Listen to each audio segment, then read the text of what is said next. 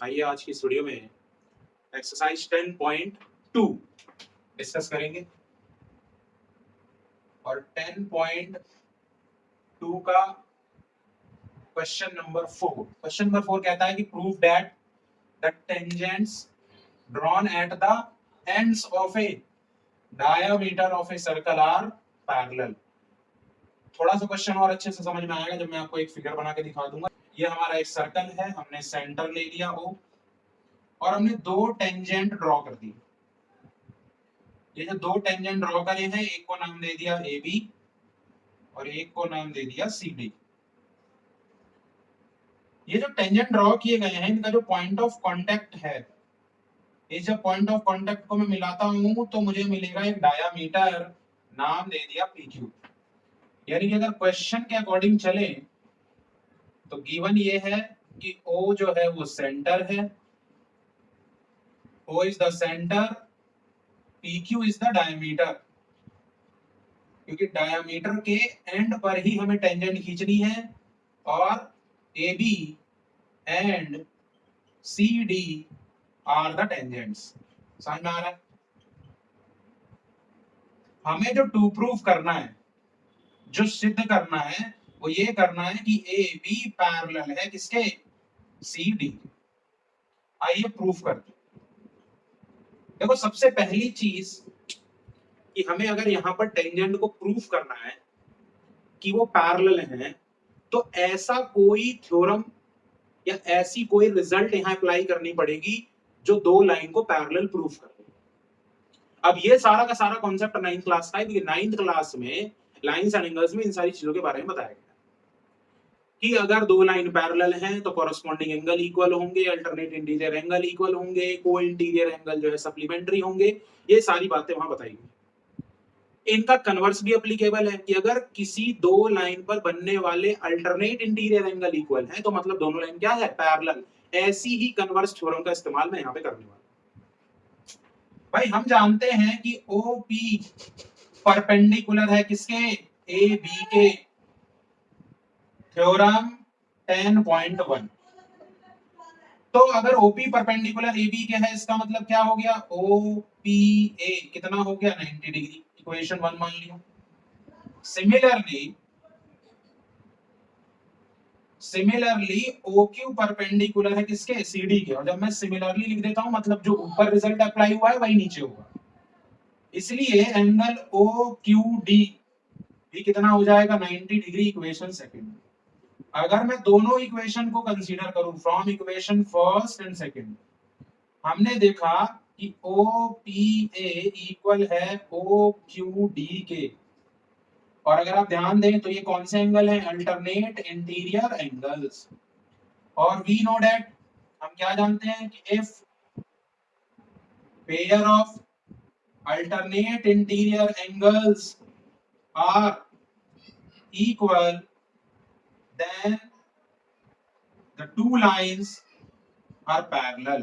दोनों लाइन क्या हो जाएंगी, पैरेलल हो जाएंगी। इसीलिए AB पैरेलल हो गया किसके, CD। समझ में आ रहा है कि यानी बहुत ही आसान तरीके से हमने डायमीटर के दो एंड पर खींचे गए टेंजेंट को पैरेलल प्रूफ कर दिया। इस क्वेश्चन को कॉपी कर लीजिए तो मैं कराता हूं आपको क्वेश्चन नंबर 5। क्वेश्चन नंबर 5 कहता है कि proof that the perpendicular at the point of contact to the tangent to a circle passes through the centre. हमने एक थ्योरम प्रूफ करी थी 10.1।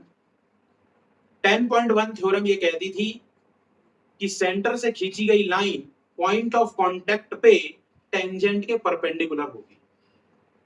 और क्योंकि सेंटर से खींची गई है line, point of contact circle पे होता है, तो उसी को हम रेडियस बोलते हैं।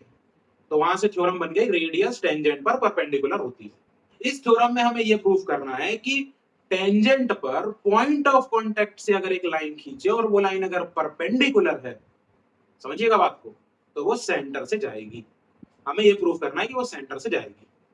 और अगर सेंटर से जाएगी तो 90 का एंगल बनाएगी। समझ में आ रहा है कि नहीं? सबसे पहले मैं एक फिगर बनाऊंगा और मैंने ले लिया सर्कल का सेंटर O। अब नॉर्मली तो क्या होगा भाई, एक लाइन खींची जाएगी। हमारा टेंजेंट हो गया AB और मान लिया हमने ये पॉइंट ऑफ कांटेक्ट P है, तो एक लाइन तो ये हो गई और एक लाइन ये मान ली हमने, इसको नाम दे दिया O डैश। समझिएगा, गिवन ये दिया हुआ है, गिवन क्या है, गिवन ये है कि OP परपेंडिकुलर है किसके, AB के। ये गिवन है कि perpendicular at the point of contact पर, ये जो परपेंडिकुलर है टेंजेंट पर सर्कल की, हमें प्रूव करना है कि वो सेंटर से पास होगी। और क्या गिवन है कि AB इज टेंजेंट, AB क्या है, टेंजेंट है, और P क्या है, P है पॉइंट ऑफ कांटेक्ट। समझते जाइए, हमने जो टू प्रूफ करना है यहां वो ये करना है, line passes through centre, line किससे पास कर रही है, सेंटर से। लेकिन हमने यहां कुछ कंस्ट्रक्शन किया, कंस्ट्रक्शन क्या किया है, हमने लिया है एक point, take any point O dash near O और जॉइन O डैश P। आइए इस क्वेश्चन को प्रूव करते हैं। अब क्वेश्चन के अकॉर्डिंग तो OP परपेंडिकुलर है AB के, चूंकि OP परपेंडिकुलर है AB के, तो आप मानते हैं कि एंगल OPA कितना हो जाएगा, 90 डिग्री। ये तो हमारे पास थ्योरम ही है। लेकिन हमने लेट किया कि let O dash be the centre of circle, हमने O डैश को सर्कल का सेंटर माना, क्योंकि एक्चुअली में हमें यही तो प्रूव करना है कि जो लाइन है पास कर रही है सेंटर से, और अगर ये वाली लाइन जो परपेंडिकुलर इस टेंजेंट के सेंटर से पास कर रही है, तो मतलब हमें O को सेंटर प्रूफ करना। लेकिन हमने मान लिया कि O डैश क्या है, सेंटर है सर्कल का, तो O डैश P परपेंडिकुलर हो जाएगा किसके, AB के। Theorem 10.1 also angle O dash PA कितना हो जाएगा, 90 डिग्री। अब मान लीजिए इक्वेशन फर्स्ट है, ये इक्वेशन सेकंड है, दोनों को अगर मैं कंसीडर करूं from equation first and second, angle OPA is equals to angle O dash PA is equals to 90 degree. अब मुझे एक बात बताओ, एंगल तो हम बीच वाला कंसीडर करते हैं, यानी दोनों के जो एंगल बन रहे हैं वो तो P पॉइंट पे बन रहे हैं। ये तो बड़ी विचित्र बात है, एक ही पॉइंट पे दो अलग अलग लाइन 90 का एंगल कैसे बना सकती है। हाँ, दूसरी साइड हो तो बना सकती है, भाई आपको समझ में आ रहा है, अगर मैं इसको नीचे बना दूं तो बिल्कुल बना सकती है, लेकिन इसी पॉइंट से ये भी 90 और ये भी 90। ये क्यों 90, क्योंकि गिवन। ये वाला क्यों 90, क्योंकि कंस्ट्रक्शन किया और इसको हमने सेंटर माना। समझ रहे हैं, क्योंकि ये सेंटर नहीं है, O सेंटर नहीं है, लेकिन OP परपेंडिकुलर है, ऐसा क्वेश्चन में गिवन है, O डैश को हमने सेंटर माना, तो ये तो कॉन्ट्रडिक्शन हो गया। और ये कॉन्ट्रडिक्शन नहीं है, ये पॉसिबल है। ऐसा तभी संभव है जब O और O डैश को इंसाइड कर जाए, यानी वो दोनों एक ही पॉइंट है, हम उसे दो अलग अलग कंसीडर करते हैं। इससे क्या प्रूफ होता है कि O और O डैश को इंसाइड करता है, तो हमने O डैश को क्या माना था, सेंटर। इसका मतलब एक्चुअली में सेंटर कौन है, O इज द सेंटर, क्योंकि एक्चुअली में जो O है वही O डैश है। तभी तो एक लाइन पर बने एक पॉइंट पर एक ही लाइन हो सकती है जो 90 का एंगल बनाए, यहां तो दो लाइन। तो जब मैं क्लोजिंग स्टेटमेंट लिखूंगा तो मैं लिख सकता हूं कि this is possible only if O and O dash coincides। Hence मैं कह सकता हूं कि O is the center of the circle। अरे हाँ तो बोलना पड़ेगा, जवाब नहीं है कोई, उपाय नहीं है कोई।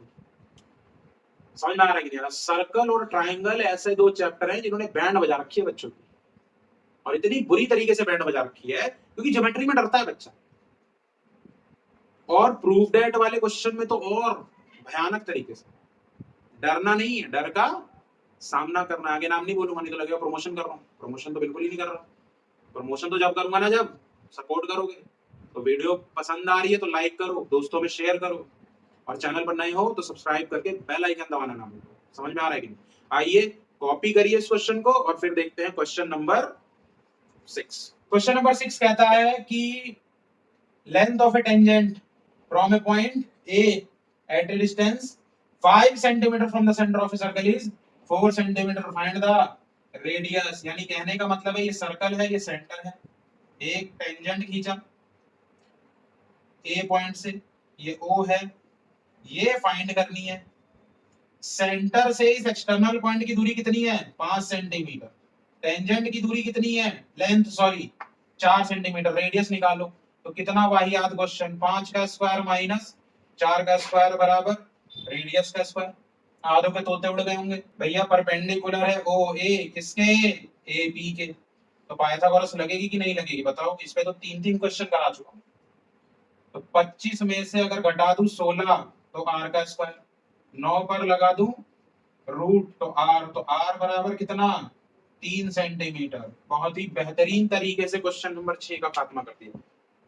मिलते हैं नेक्स्ट वीडियो में, तब तक के लिए अपना ध्यान रखें और सपोर्ट करते रहें चैनल।